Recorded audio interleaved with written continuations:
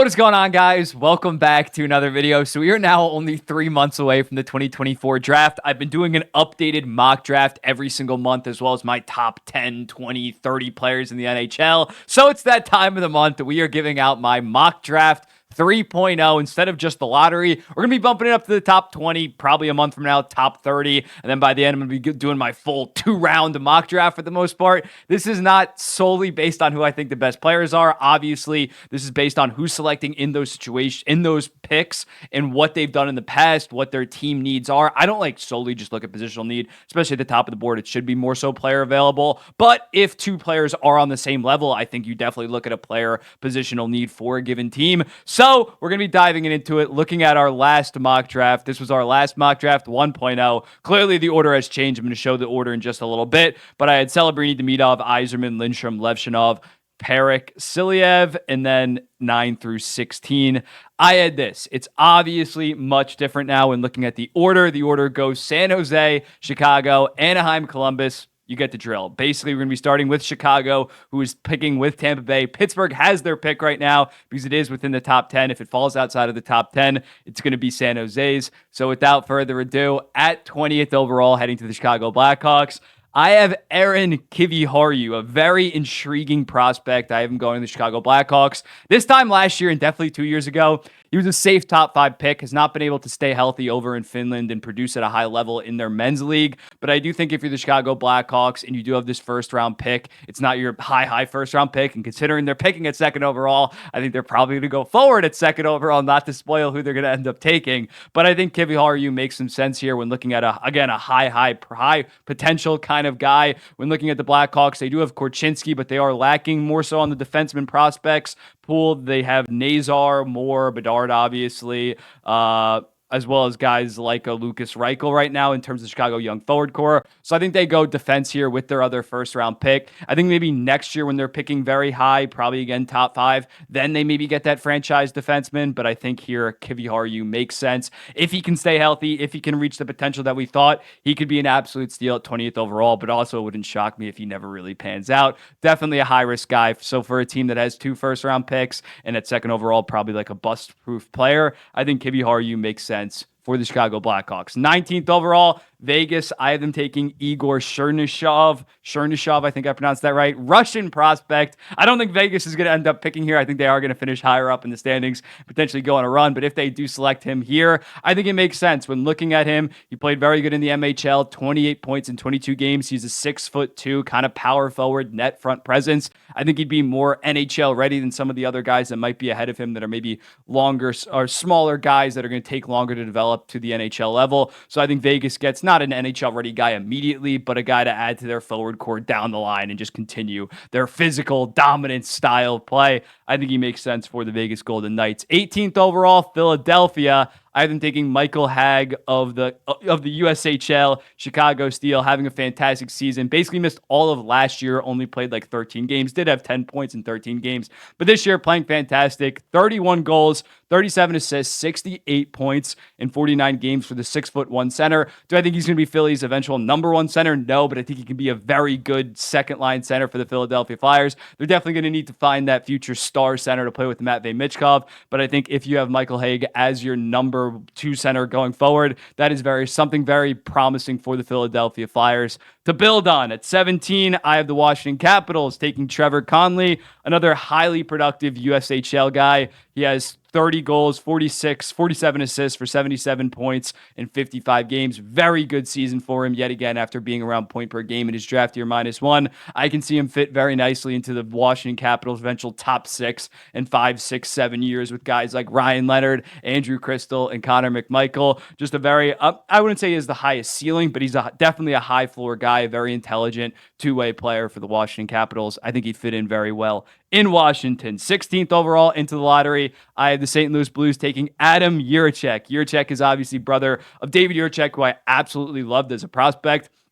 Unfortunately for Adam, not having the best draft year, got hurt at World Juniors, hasn't played the rest of the season, only had 2 points in the Czechia League this season in 19 games. But I do think that he still has a massively high ceiling. Him in his draft year, -1, was very impressive. Smooth skater at 6'2", can eventually be that good top pairing defenseman. And when looking at the St. Louis Blues, I think they probably do have to go defenseman. They obviously have their 2 cornerstones in Jordan Kyrou and Robert Thomas, with a lot of young forward help coming up soon. Guys like Jake Neighbors is always already in the NHL. Jimmy Snuggerud, Dalibor Dvorsky, Otto Stenberg. I think they go defenseman with their lottery pick this year. I think it makes a lot of sense. And Adam Jiricek is probably pretty safely definitely like the number 6 defenseman in this draft. I believe my counting is right on that. Maybe he's the clear number 7, but he's definitely ahead of a guy like Kivi Haru, ahead of a guy like Cole Hudson, a guy like Wallenius that I really like. Jiricek is that clear late lottery 17th through 20th overall kind of defenseman. At 15th overall, I have the Detroit Red Wings taking Michael Brandsegg Nygaard. When looking at him, Yzerman has taken a lot of players from the Swedish league. Nygaard obviously isn't Swedish. He's from Norway.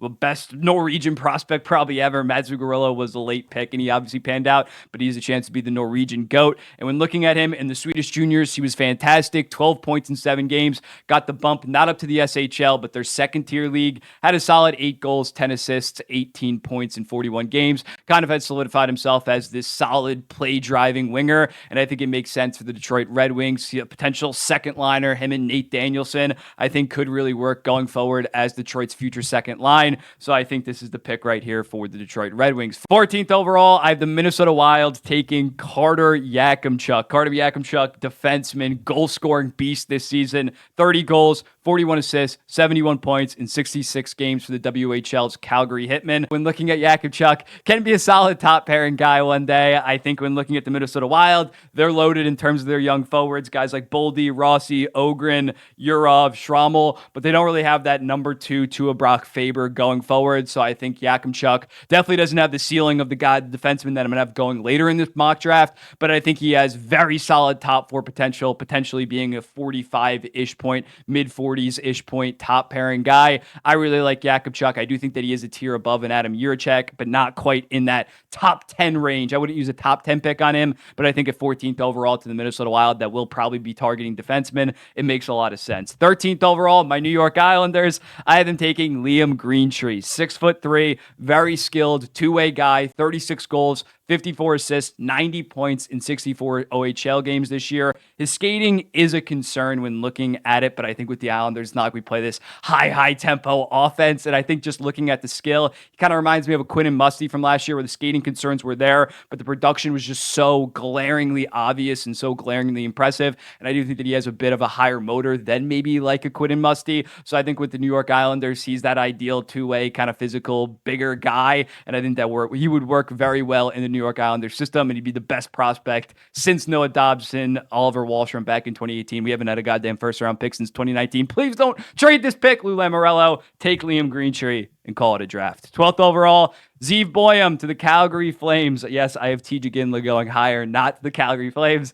Zeev Boyum makes a lot of sense when looking at him this season. Historical season, 11 goals, 37 assists for 48 points in 38 games. Second most points in NCAA history by a draft-eligible defenseman since 1977 with Kurt Gillies. I don't think that he's going to be this fantastic defensive defenseman, but the offensive tools are just so impressive for a guy like Zeev Boyum, and for a team like Calgary Flames, they're going to need offensive playmakers going forward, and considering they have a lot more forward prospects right now in a Connor Zary, in a Coronado, in a Hanzik, compared to maybe a Brustevich is their only prime defensive guy. I think Boyum's obviously better than a Hunter Brustevich, so I think taking a defenseman here makes a lot of sense, and Boyum is the clear pick here. At 11th overall, I have TJ Ginla going to the New Jersey Devils, obviously son of Hall of Famer Jerome Ginla. He's having a great draft year after being pretty underwhelming with the Seattle Thunderbirds last year. He has 47 goals, 37 assists, 84 points in 64 games. And when looking at the New Jersey Devils, I think they would take a chance on a guy like a TJ Ginla, considering, not saying Tyler Toffoli was going to be part of their long-term plans, long-term, but they might need another sniper within that top 6. And I think TJ Ginla would definitely fit that role down the line in 2 to 3 years. And again, I think he's going to get drafted pretty high. I only have him as my 15th or 16th best prospect, but I think a team is going to take him within the top 13, given the dad's name. He's also a very good prospect, but I think TJ Ginla will not surprise surprise me one bit when he goes in like the goddamn top 12.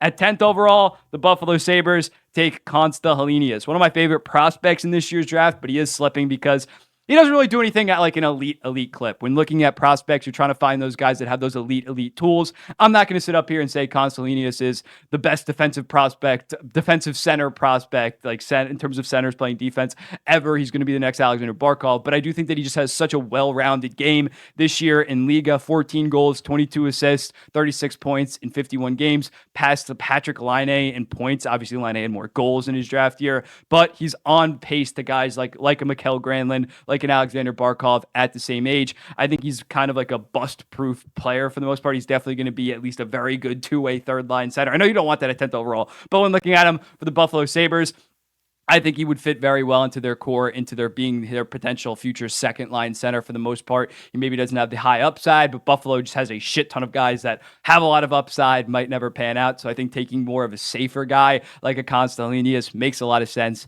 at this 12th overall pick. 9th overall, bit of a curveball here. I have Cole Eiserman going to the Pittsburgh Penguins. When looking at Cole Eiserman, he's getting absolutely shat on because while he is a good goal scorer, he basically does everything else at a below average level in terms of playmaking, in terms of skating, in terms of passing.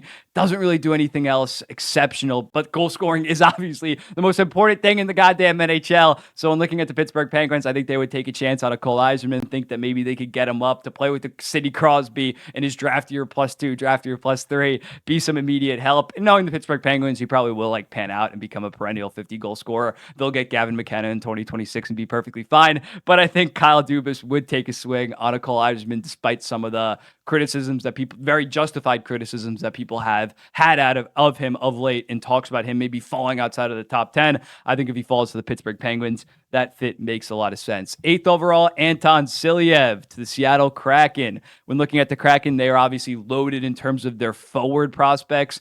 Going forward, Matty Beniers is obviously very young, not a prospect, but Shane Wright, Furcus, Chalet, Rakoff, they are loaded in terms of forwards. So I think they go with the guy like Silyev here, a very high ceiling potential guy, 6'7", full-time KHLer this year, had an amazing start. His production did kind of wane off towards the back 3/4 of the season, but still looks like he has potentially the highest ceiling out of anybody in this entire draft. If he pans out, you could have Zdeno Chara 2.0 on your hands. I think the Seattle Kraken would trust to develop him the proper way, and he could end up being their franchise number one defenseman, which they kind of lack right now in terms of a young guy. Vince Dunn is still a very good player, but they need that next guy to really come up from the ranks and take over once Vince Dunn is kind of starting to get up into his 30s. Next up, when looking at the Arizona Coyotes, I have them taking, let me find this, Sam Dickinson. I have them taking Sam Dickinson, obviously playing for the London Knights this season. 18 goals, 51 assists, 69 points in 67 games. And that's with sharing a lot of the ice time with a guy like Oliver Bonk, competing with him in terms of defensemen. No other CHL team has goddamn 2 first-round picks and a 24th overall and a goddamn future top 10 guy. So that production should, if Oliver Bonk was on the team, he'd have like 75, maybe even 80 points. But he is one of the safest, probably the safest defenseman prospect in this entire draft. It's either him or Artem Leshinov. Maybe he doesn't have the ceiling of the guy that I'm going to have going next in this mock draft. But when looking at Dickinson, just such a reliable two-way guy, a bigger dude, a physical dude. I can't see him not being anything other than a solid. I can't see him being anything less than a solid second pair defenseman. When looking at it, will he become that future number one? That's definitely 2C. When it comes to the Arizona Coyotes, I think defenseman probably is the play here. You got Cooley, Geeky, Michelli, Gunther, Daniil Boot. You do have Simashev, who you took 6th overall last year, but he's definitely a project. I think getting a guy like Sam Dickinson that is a safer guy and I think can be an immediate impact guy and probably just draft your +2. I think you take Sam Dickinson in this spot. 6th overall, Ottawa Senators take Zane Parik, offensive defenseman through and through. I don't think that he's that bad defensively, but this year, 32 goals, 62 assists, 94 points in 65 games. He is having one of the best CHL draft year defenseman seasons of all time. When looking at an Aaron Ekblad who went first overall in 2014, he only had 53 points in 58 games in the OHL. Obviously, Ekblad was a more well-balanced overall defenseman, but Zane Parik is such an offensive freak. And when looking at the Ottawa Senators, I think it makes sense considering he is a right-handed defenseman. You have Shabbat and Sanderson probably going forward. If you draft Zane Parik, you're probably already trading Jacob Chikrin, but he definitely definitely becomes far more expendable if you have Zane Perrick up in the wings, probably ready to go when he's 20, 21 years old. I think Perrick would eventually become their top pairing offensive defenseman. Him and Jake Sanderson on a pair would be one of the best pairs in the entire NHL. So I think the Senators go defenseman here as they kind of have their forward core figured out for the most part going forward. 5th overall, I think I've had him in every single mock draft going to the Montreal Canadiens, but I still have Berkeley Cadden heading to the Canadiens. 55 points in 63 WHL games last year. Absolutely explodes this year. 54 goals, 62 assists, 114 points in 68 games. It's the third most points in a draft year by a WHL player, only behind Connor Bedard and Nick Petan. Obviously, Nick Petan a little bit scared. These didn't really work out. But when looking at the guys that are around him, I probably just showed a graphic of that.